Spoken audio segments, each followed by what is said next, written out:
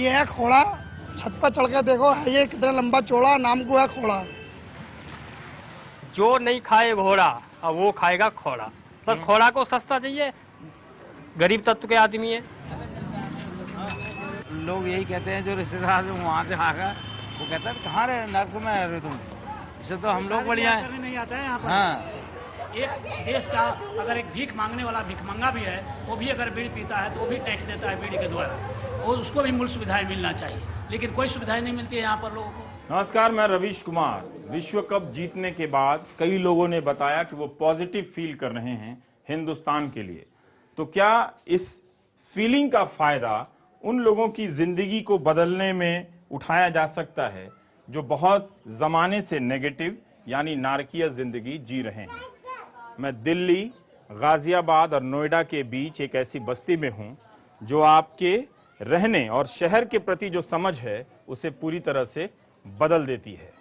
यहां पर आकर लगा कि किसी भी बड़े शहर में कई तरह की बस्तियां होती हैं। एक अमीरों की बस्ती होती है जहां पर फ्लाईओवर बन जाते हैं, मेट्रो चली जाती है, फुटपाथ बिछा दिए जाते हैं, उनकी तस्वीरें छापकर हिंदुस्तान को सुपर पावर बना दिया जाता है। एक बस्ती वो होती है जहां वोट बैंक वाले गरीब रहते हैं, जहां सरकार बाद में आती है। खोड़ा एक तीसरी तरह की बस्ती है जहां पर सरकार नहीं रहती है लेकिन लोग रहते हैं, और ऐसे हालात में नालों के किनारे बैठकर अपने बर्तन की सफाई करते हैं और उसके बाद भी आप मुझसे ये कहते हैं कि मैं नेगेटिव बहुत दिखाता हूं। वर्ल्ड कप के इस मौसम में पॉजिटिव बात नहीं कर रहा हूं। जिस जगह पर यह महिला बर्तनों को मांज रही है उसी के नीचे से सीवर का गंगा जल गुजर रहा है। काश धोनी का छक्का खोड़ा में आ गिरता और न्यू इंडिया का कैमरा उस गेंद के पीछे पीछे खोड़ा को भी खोज लेता, और तब आप खोड़ा के किसी मकान की छत से देखते घरों के इस सैलाब को। लाखों मकान मगर बिना सीवर, सड़क और पानी के। 10 लाख की आबादी का नारकीय जीवन। इन्हीं गलियों से हर दिन नोएडा, इंदिरापुरम और मयूर विहार के उद्योगों के लिए मजदूर और घरों के लिए काम करने वाली महिलाएं निकलते हैं।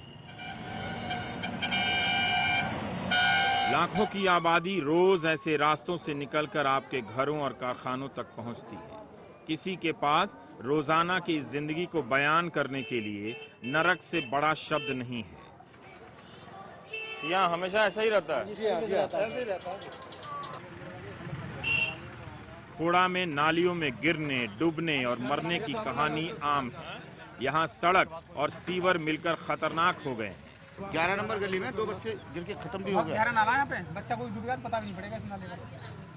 दो बार तो उधर नाले में उधर वो जो नाला है उधर 2 बार, एक दो बार इधर ये बच्चे इधर ना ट्यूशन पढ़ते हैं, इसमें वो उधर से नाले में गिर गए। अरे बाप रे, सभी जगह ऐसा मिलेगा आपको।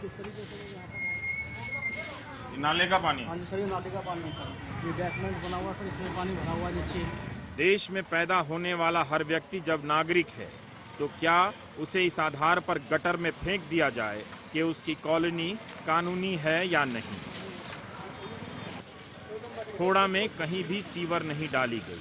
नतीजा, सीवर के पानी से बचने के लिए लोगों ने सड़कों को भरना शुरू कर दिया। जितनी बार सड़क ऊंची होती सीवर का पानी भी ऊपर बहने लगता। अब हालत ये हो गई है कि सड़क और सीवर हजारों घरों की छतों के बराबर पहुंच गए हैं, बल्कि अब घर सीवर की वजह से डूबने लगे। बहुत सारे मकानों की ऊंचाइयों को ऊपर भी किया गया है। पूरा घर बर्बाद हो गया।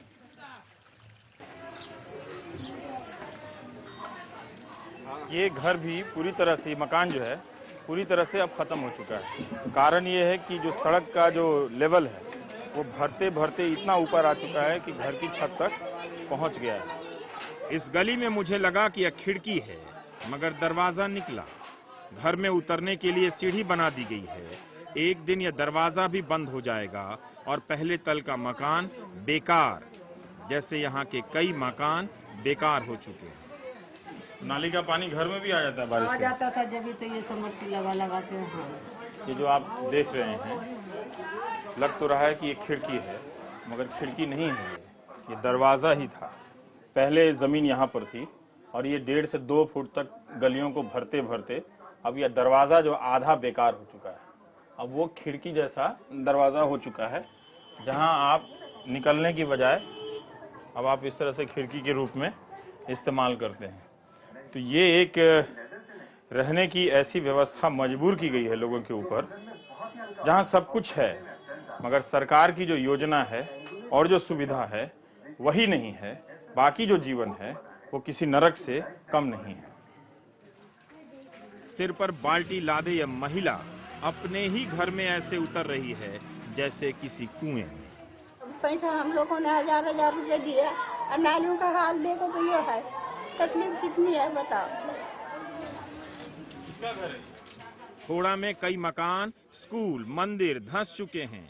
यह मकान भी धंस गया था, अब इसकी पहली मंजिल को भरकर छत के ऊपर से बनाया जा रहा है। खतरे में तो संविधान निर्माता भी हैं। जिस खोड़ा में संविधान नहीं, वहां कम से कम इनकी मूर्ति है। बरसात में यहाँ भी पानी भर जाता है। कमलेश के भाई का घर भी बेकार हो गया, रहने लायक नहीं रहा। जिनके पास पैसे थे उन्होंने अपने मकान ऊपर कर लिए। यहाँ के लोग अपनी मेहनत की कमाई सीवर और सड़क के धूप छांव के खेल में लुटा रहे हैं। परेशानी है बहुत ज्यादा। सीवर न होने के कारण सभी घरों के बाहर ऐसे गड्ढे बनाए गए हैं। इसे सोख्ता कहते हैं। ये सोख्ता है, हाँ? और ये सब घर के आगे है, सब घर के आगे। सोख्ते से गंदा पानी जमीन में जाता है और जब हैंडपंप से ऊपर आता है तो पीने लायक नहीं रहता। लोग खरीद कर घटिया पानी पीने के लिए मजबूर हैं। पानी जब ऐसा आ रहा है तो पी नहीं सकते हो। हमारे गंदा आ रहा है, नलों का बहुत गंदा पानी आ रहा है। आर ला रहे 20 रुपए के, वो जो खट्टी आते हैं उसे पीते हैं रोज ला के। पानी खरीद के और रोज 20 रुपए का पानी खरीद के आप पीती हैं? पीते हैं। यहाँ इनकी सप्लाई बहुत है, हर दुकान पे मिलेगा ये यहाँ पर। कितना बोरा लाद के लाए थे? ये 10 कट्टे लाद के लाए थे। 10 कट्टे हैं। खोड़ा में सबमर्सिबल का कारोबार करोड़ों का है। एक सबमर्सिबल के 25,000 लगते हैं। हर घर के सामने ऐसी पाइप मिल जाएगी। इतना ही नहीं, इनकी लाखों की कमाई लुटती है गलियों की भराई में। हर साल हर परिवार 10 से 15,000 खर्च करता है। 2000 से ज्यादा गलियां हैं यहाँ। किसी का ना तो नंबर है ना घरों का पता। खोड़ा का विस्तार इसी से पता चलता है कि इसके भीतर 50 से ज्यादा कॉलोनियां हैं। एक आदमी 10-10 हजार। हाँ, जैसा हमारी बिल आ रहा है 50 का तो हमें 10 देने पड़े। जिसका 15 आ रहा है उसको 5,000 देने पड़े। पैसे इतने कहाँ है भैया, चलाते रहेंगे। और ये वो रास्ता है जिससे मैं हर रोज दफ्तर जाता हूँ। नीचे पसरी जलकुंभी की इस हरियाली को देखकर तालाब का भ्रम होता था। जब नजदीक से देखा तो पता चला कि खोड़ा का गंदा पानी यहाँ जमा होता है। किनारे के मकान कभी भी टूटकर डूब सकते हैं। इस घर के बेसमेंट में नाले का पानी भर गया तो घर बेकार हो गया। निकालेंगे तो फिर से आ जाएगा। अब इस ट्रांसफार्मर को देखिए, कभी ऊंचा रहा होगा, अब गंदे पानी में है। कितना खतरनाक है बताने की जरूरत नहीं। 11,000 वोल्ट की ये तार है, खुली हुई नंगी, ये जा रही है। और ट्रांसफार्मर जो है बगल में, यहाँ पर इस तरह से खोड़ा में बताते हैं कि 250 से, अच्छा मुझे भी दूर रहना चाहिए, 250 से ज्यादा ट्रांसफार्मर हैं यहाँ पर। और सब ज्यादातर जो ट्रांसफार्मर हैं वो नीचे रखे हुए हैं। इतनी हाई वोल्टेज की तार इस तरह से खुले में है। और अक्सर लोग शिकायत करते हैं कि कभी गाय, कभी भैंस, कभी लोग इसकी चपेट में, इन तारों की चपेट में आ जाते हैं। ये भी हमने बांधा खुद ही, बिजली वाला कोई कुछ नहीं करता इसमें। अब बच्चे पकड़े जा, कितने बच्चे पकड़े गए। एक लड़का भी 15 दिन हो गया, वो बॉल खेला था, वो पकड़ लिया बिजली ने 11,000 वाले ने। एक लड़का इनका पकड़ा 11,000 वाले ने। आपका अमित से मिलना जरूरी है। 20 साल का यह नौजवान ऑटो चलाता था। खोड़ा में दिल्ली के सैकड़ों ऑटो वाले रहते हैं। अमित इस मोबाइल फोन से छत पर बतिया रहा था, एक झटके में अपाहिज हो गया। बिजली विभाग ने अमित को कोई हर्जाना नहीं दिया। काश हमारे देश में आदमी की औकात होती। फोन आया, मैंने फोन नीचे से ऊपर ले गया बात करने के लिए। लड़का खड़ा हुआ था, ऊपर रहता वो लड़का, तो मतलब उन्होंने मेरे को टच किया पैर से, मैं फोन पे बात करता, बैलेंस बिगड़ गया, कनेक्ट हो गया हाथ में। खोड़ा खतरनाक होता जा रहा है, कहीं बिजली की तार से, कहीं गंदगी से। यह महिला मक्खियों सहित अपने पोते पोतियों के साथ बैठी है। ये गंदगी कोई हटाता नहीं है, क्या करें भैया। पूरे खोड़ा में एक भी कूड़ादान नहीं, सफाई कर्मी नहीं, खाली जगह पर लोग कूड़ा फेंकने के लिए मजबूर हैं। आप खोड़ा में कहीं जाइए, हर खाली प्लॉट कूड़ेदान में बदल चुका है। दिल्ली के मशहूर करीम होटल के कैशियर कमरुद्दीन खान मिल गए, जहन्नुम का खाका खींचने लगे। इतने लाखों की संख्या में लोग यहाँ रहते हैं और जरा से भी सुविधा नहीं है। आप कोई सुविधा नहीं, चल रहे हैं तो कूड़े, खाली कूड़ों का अंबार लगा हुआ है जगह पर, नालियों का वही पानी अभी यहाँ मुस्तकिल पानी भरा रहता था। ये बेचारे जो लोगों की दुकानें आसपास में, इन लोगों ने मिट्टी डालकर थोड़ा सा ऊंचा किया है। ऐसे ही ऊंचा होता चला गया। ऐसा करते अपना लोग इनफरादी तौर पर, कुछ लोगों ने कर लिया, कुछ लोग इस तरह से ये तरीके। जहाँ भी किसी की जमीन खाली है वहाँ पे कूड़ा फेंकना है। क्या करेंगे, कोई वही नहीं, कूड़ा उठाने वाली कोई जगह नहीं कि कोई गाड़ी आती हो, कोई डिब्बा होता हो, कोई नहीं आती है। इसका कूड़ा भी इसी में रह जाता है, कूड़ा भी इसी में रह जाता है। अब जहाँ खाली प्लॉट होगा, सभी लोगों के पड़ोसियों के सारा कूड़ा वहाँ जमा किया जाएगा, जमा बड़ा रहता है वहाँ पे। न कोई गाड़ी आएगी कि मतलब गाड़ी कूड़ा उठा के ले जाए, कुछ भी नहीं। खोड़ा का कूड़ा और इसका नाले का पानी जो है, वो सब यहीं रह जाता है, बाहर कहीं नहीं जाता, सब इसी में रहता है। यहाँ पे हॉस्पिटल बनवाओ। इतने लोग आप लोग हो, कुछ तो करो। इस दुर्गा मंदिर में मैं जल्दी ही महिलाओं से घिर गया। एक को बुलाया था, सब चली आई। जहां सरकार नहीं जाती, वहां रिपोर्टर की यही हालत होती है। महेंद्र सिंह धोनी को यहाँ बुलाइए, आपका खोड़ा बदल जाएगा।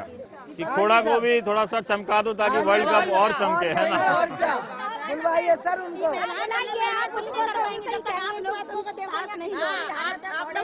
टीम इंडिया की जीत पर 20 किलो लड्डू बांटने वाली ये महिलाएं अपने ही इंडिया में लाचार महसूस कर रही थी। वो सब कुछ बता देना चाहती थी। आप भी इनकी बातों की रफ्तार से इनके दर्द का धीमापन समझिए। इन औरतों ने बताया कि खोड़ा में एक भी सरकारी अस्पताल नहीं, 10 लाख लोग जहां रहते हों वहां कोई अस्पताल नहीं। यहाँ की गर्भवती महिलाओं पर क्या गुजरती है, आप काली जैसी महिलाओं से पूछिए। काली दाई का काम करती है और घर में ही डिलीवरी कराती है। इनके सबके करवा रखी, मैंने जितने खड़े सबके करवा रखे आपने। उनका की बहू के भी, इनकी बहू के भी, इनकी बहू के भी, सबके करवा। इतना बड़ा खोड़ा कॉलोनी बहुत बड़ा भाई, 4 भी हो जा दिन में को, 5 भी हो जा, 3 भी हो जा, 2 भी हो जा, नहीं भी होते 2-4। आप अकेले कराती हैं या और भी आपकी टीम है कोई डॉक्टर? नहीं, और भी है, और दाई है। और दाई हैं यहाँ पे, है ना। और कितना पैसा चार्ज करती हैं आप? भाई जितना कोई दे ही ले ले, हम तो ये सब खड़े आप देने वाले हैं। कोई 500 दे दे, कोई 1000 दे दे, कोई 800 दे दे, और कोई बेचारा देता ही नहीं। दिल्ली के इंडिया गेट से 11 किलोमीटर दूर है खोड़ा। दाइयों के भरोसे यहाँ बच्चे पैदा होते हैं। खतरनाक और शर्मनाक दोनों है। सोचिए नहीं, रवीश की रिपोर्ट देखिए। इस सड़क पर एक मोटरसाइकिल इतना बल खा रही है, इससे कोई गर्भवती महिला निकलेगी तो उस पर क्या बीतेगी। इसीलिए खोड़ा में झोला छाप डॉक्टरों की भरमार है। सीवर और सड़क के लिए सरकार नहीं, मगर लूट के लिए उसकी एजेंसियां हैं। वर्ल्ड क्लास सिटी बसाने की धांधली में उसके कॉमन मैन मारे जा रहे हैं। मैं इनकी गरीबी नहीं दिखा रहा, बता रहा हूं कि सरकार, प्रशासन और बिल्डर माफिया मिल जाएं तो किस कदर लाखों लोगों का गला घोंट सकते हैं। एक बस्ती का बसना सिर्फ कानूनी और गैर कानूनी मामला नहीं है। 10 लाख, 50 लाख, 60 लाख वो देगा, ये लोग बेच के अपने चले जाएंगे। और फिर यहाँ पर लोग बड़े बड़े लोग आ जाएंगे, लोग राजनीति के लोग आ जाएंगे, पूंजीपति के लोग आ जाएंगे, बिजनेसमैन लोग आ जाएंगे, और गरीब फिर कहीं जाकर दूसरी जगह अपना फिर बसाएगा।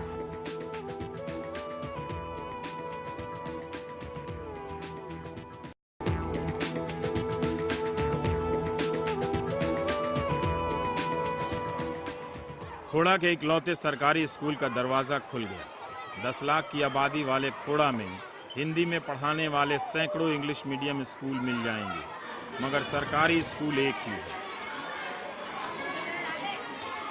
स्कूलों पर हमारी ऐसी रिपोर्ट से होता यह है कि निरीह टीचरों को सस्पेंड कर दिया जाता है, हालात नहीं बदलते। 10 टीचर है हमारे यहाँ, तो कम से कम 2 टीचर। गीता सिंघवाल की मजबूरी समझता हूँ कि जब टीचर आबादी और आलू गिनने के काम में लगेंगे तो पढ़ाएंगे क्या, एक टीचर कितने को संभाले। फिलहाल आप विद्यालय और बैंक का अंतर समझते रहें। वैसे भी शिक्षा जब आभूषण है तो इनके बस की बात नहीं। पूरा स्टाफ, कभी भी ऐसा टाइम मिलता है कि 15 टीचर या 10 टीचर इकट्ठे एक साथ बैठे हो। मोस्टली टीचरों की BLO, जनगणना, बाल गणना और क्या होता है ये अब बोर्ड एग्जाम में। हाँ, फिर आप पढ़ाती कैसे हैं इतने सारे क्लास को? मतलब सिर्फ अटेंडेंस लेके बैठ जाते हैं? नहीं, फिर मैं हर क्लास में के बच्चों मॉनिटर, जो बड़े क्लास के बच्चे होते हैं ना, उनको बुला के छोटे बच्चों को पढ़ाती हूँ। मैं बड़ी क्लास में पढ़ा लेती हूँ जाके। ये है ब्लैक बोर्ड। अब इसमें ना तो कोई टीचर लिख सकता है, इसमें टीचर की तो गलती है नहीं।